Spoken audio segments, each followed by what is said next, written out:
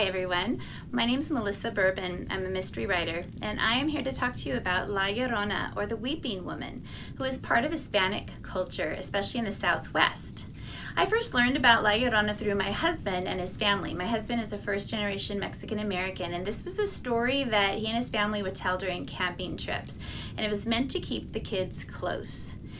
The legend often calls La Llorona Maria. She is said to be beautiful with long black hair. She wears a white gown and she roams the creeks and the riverbeds, always crying and screaming in the night. Some say she's searching for her own children who she drowned herself.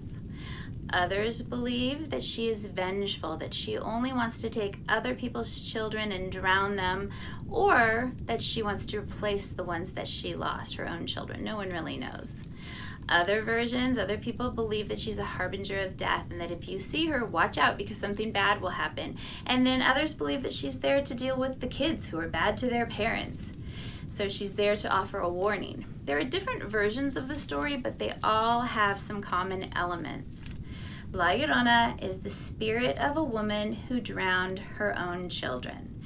She now spends all of eternity on the creeks and lakes and riverbanks searching for them. She's always wearing a white dress. In Silent Obsession, one of my mystery suspense books, I use 4 different versions of the story. A killer uses them to choose the women he's killing. It was so creepy to write and to learn more about these different legends and versions of La Llorona. One of the stories goes like this. Maria was a peasant girl born to a peasant family. She was very, very beautiful, and she had aspirations of a better life, of living above her station.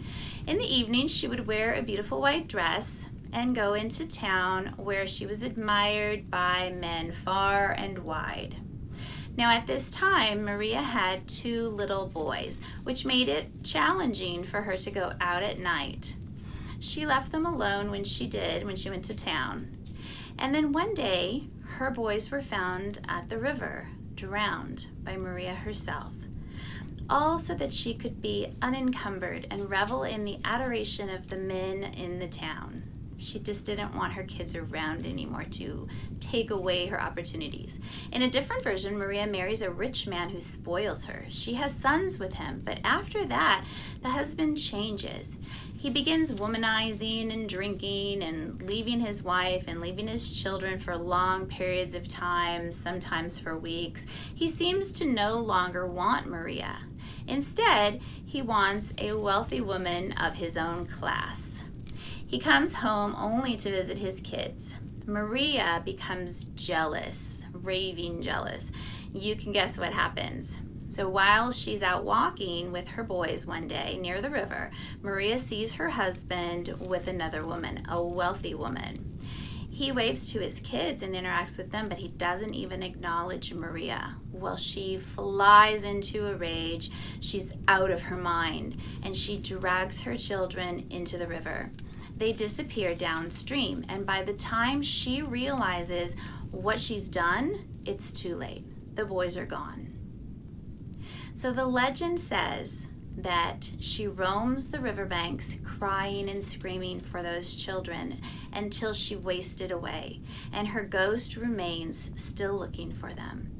And on dark nights, even today, people say they can see La Llorona and they hear her crying for her lost children.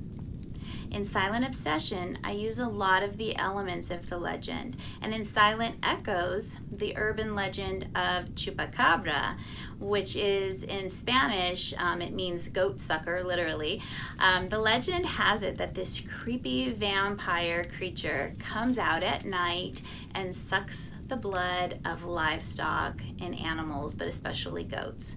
This is a central element of Silent Echoes. So, if you like creepy legends, then these books are definitely for you. You can learn more about them at my website, melissabourbon.com, and on the Scream app.